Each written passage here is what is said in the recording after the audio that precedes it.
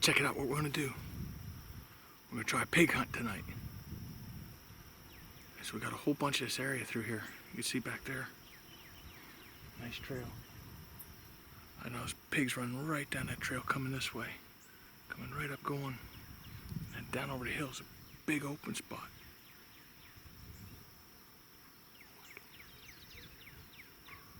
We may have pigs sooner than I thought. All right, hey, let's see what happens.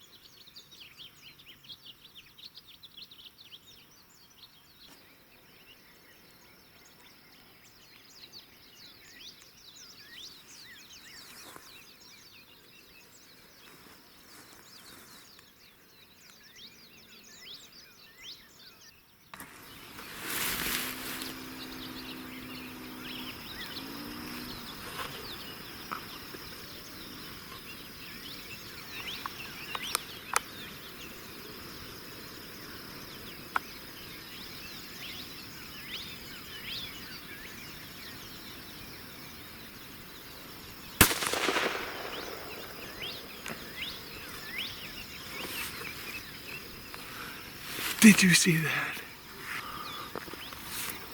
Holy smokes. Dude, that was awesome. Thank you, Jesus. Woo! Let's go check him out. Ew. Looky here. Wow. Dude, what a nice little pig. The stinky little boar. Can you guys see that? This little guy came walking. He came from right over here. I come walking across, dot, dot, dot, dot, dot. And he sat right here and he's just like, chomp, chomp, chomp, whatever he can get. Man, oh, Ruger did a job, huh? I guess I was a little further off than I thought. Took a nice, looks like a shoulder shot on him, clean through him. That's pretty cool though. All right, see if anything else comes out. I love this. Aloha, hey, check it out. So what we got, went out and got our pig, right? And that's half of the thing is catching the pig, as we say it out here. I didn't catch it, I actually shot it. But, so now, what do we do with it when we have it, okay? And that's the big thing. You can take a perfect piece of meat, you can either make it taste really good, or you can ruin it. I do the ruining part, so I brought in Chef Justin, good friend of mine. So, all right, Chef Justin. So Justin's gonna come in, he's gonna tell us what to do with this piece of pork. And hey, welcome, Chef, what do you got? We got a pig that Jeff caught the other day, and we cured it in the freezer for a couple of days. That's what you want to do. You don't want to cook it fresh. And this is actually the rib part of it. And I'm going to take this here and place it right there. I deboned a little bit on this side and a little bit on that side. So when it cooks, it falls apart nicely and you don't have to cut that part. And having the meat on the bones is awesome. That's where a lot of the sweet flavor is. So one last step on this guy. We're gonna make some squares here. So when that gets done, it'll be nice and easy to cut. Now how deep are you cutting this? I'm going just below the skin into the fat a little bit. You don't have to go all the way. Just a little bit is good. And this skin is done with the hot water technique. That technique involves just under boiling temperature. You put it on the pig. It kind of cooks that skin on the outside a little bit. You scrape the hair right off. You can take a black pig and turn it white like this. This was actually a black pig. It's the one I got. I got that.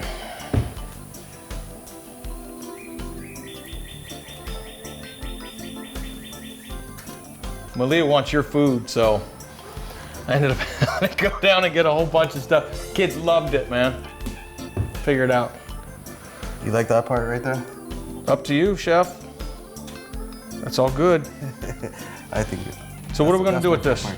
I'm gonna add some seasonings to that. Awesome. So I'm gonna give this guy a little rub with some oyster sauce on the outside. Why oyster sauce? What's oyster sauce? Isn't that gonna give it a fishy taste? I mean, you think oyster is... If you put a lot, you're gonna get some kind of fishy taste or sea kind of oystery kind of flavor, I guess. But it has also a little bit of sweet flavor in there. And for this is gonna be a traditional style of roast pork. So there's not really one, you don't want it to be sweet.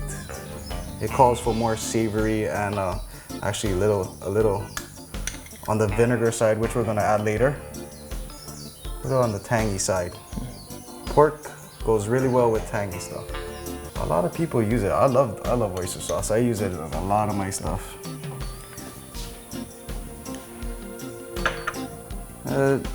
You can put it in chicken. You could pretty much put it on anything. This is just regular pepper. I prefer grounded peppercorns, but we're using what we got in the kitchen, keeping it nice and simple. Everybody has a little bit of different palate. All right, we're gonna keep that just like that. I'm ready to get that. Okay. So we're ready to stick this guy in here. We'll set this like that. I'll come around and hold this up. Just gonna go ahead and grab this and stick this guy like that. You can see how nice that looks. So you're going fat down on that. All right. Okay. Now I'm gonna put the salt first. I'm gonna kind of give it a sprinkle like this. It's not gonna be that much. Get it nice and kind of spread out a little bit. We're gonna spread it out a little bit more with that spoon and that oyster sauce. Get a little bit in there.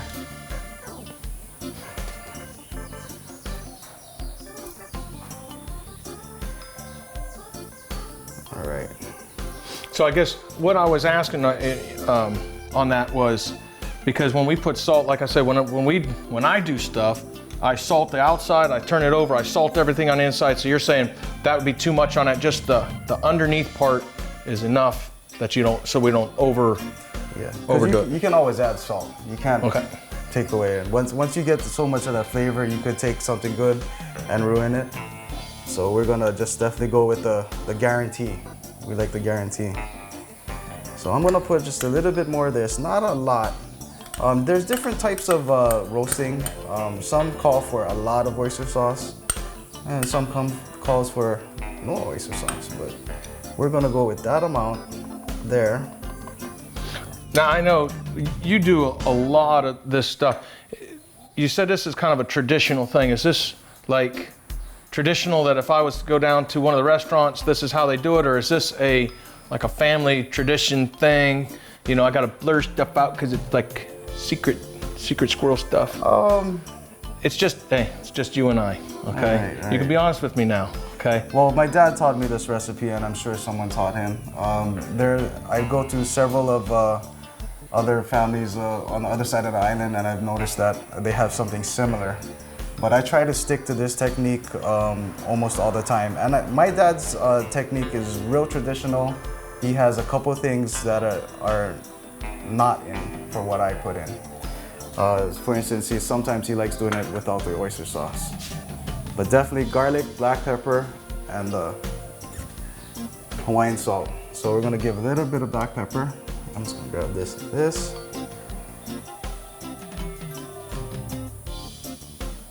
At this point, I'm just kind of spreading out a little bit because I am gonna use my hands and I'm gonna just lomi that. And lomi is like a massage, that's what we call it, massage in a way. So if my wife's listening, I like lomi. Massage my... And we're gonna take this, dump that right there. Dumped. Now we're gonna spread this garlic out. And we're just gonna kind of do all of this jazz right here. And we're just gonna rub it in. And your fingernails are gonna be really wicked good smelling. Kind of just rub that in there too. Man, that garlic smells good. I love me some garlic. I love garlic too, but sometimes some people you overkill the garlic and you take away the sweet of that animal, that fish, that chicken, especially when it's caught wild or when it's caught fresh. Yeah. Like this pig that you caught. So fresh, so sweet. You want to keep that sweet. You want to keep all of that. Now let me ask you, because I see you got clove garlic here. So did you just, what's the difference between using this fresh?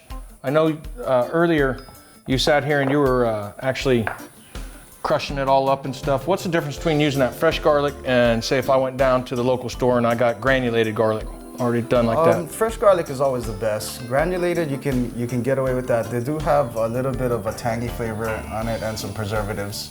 That kind of stuff can also take away from the freshness. But again, we're going for simple and good flavor. And if you got that fresh pig, I mean, that's the main thing. The meats, and that's what keeps the best of the flavor. Okay.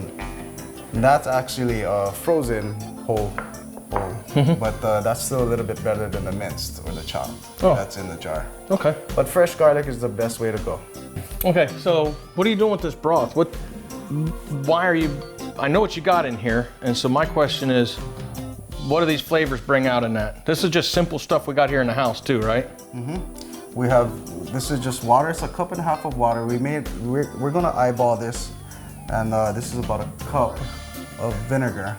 We may not use all of it. I kind of go based on the bottom of the pan, and I don't want it to be boiling in it. I just want it to be slowly like simmering and steaming. So I'm gonna go ahead and add a little bit of water first. I'm gonna stick this water on the side so I don't wash away. See, I'd have taken that thing and been like, whoosh, right over the top, been like, well. Then I would have been like, that didn't work out well, huh? So it looks like we used about a cup so far. We may have to add more. Then we're gonna get a vinegar.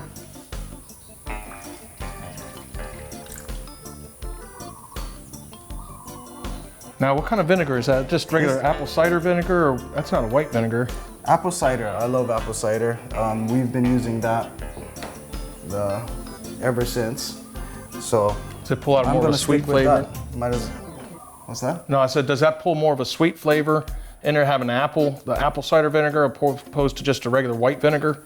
I'm sure it does, but my dad told me that's how you do this. That's how you do it. And that's how we do it here. No sense in recreating the wheel, yeah? Yep.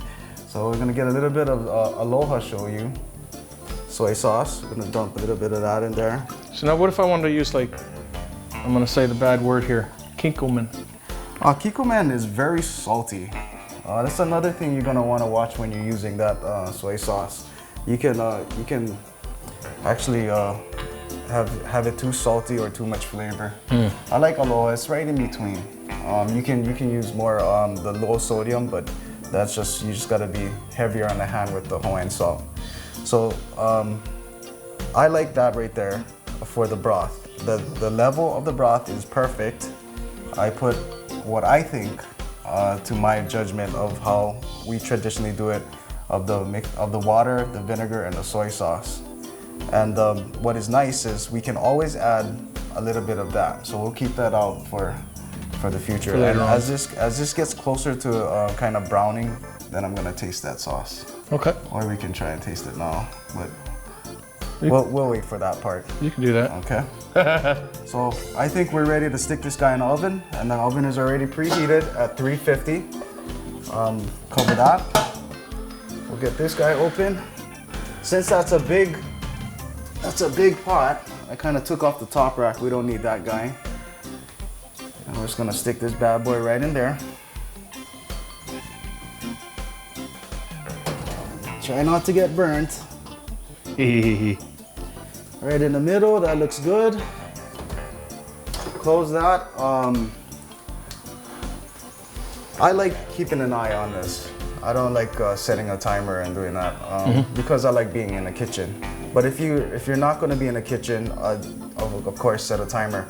I'm gonna check that sauce after it kind of turns a little bit in about 30 minutes. Okay. And altogether, we're probably gonna only have this thing in there for about around 2 hours. Okay. And dude, I think you outdid yourself. This is awesome. I need this in my belly now. Yeah, I know. It's like it's fun going out. It's fun to hunt. It's fun to do all this stuff. And when you get someone who knows what they're doing, it makes it so much better. So why don't we sample this now? I think our producer's getting hangry. I'll tell you what, I'm gonna put a little bit of this on the potatoes there. And man, you did a great job plating. I want to try this, man. We'll plate the rest for the crew. Yeah, we gotta get some before you pass out. This is it, man. I'll tell you what, man, that looks. Cheers. Cheers. Man, look at that. Dude, that just falls apart. Oh my gosh. Dude, really? Worth the wait, huh? Oh my God, that's crazy. So tender. And you got that fat.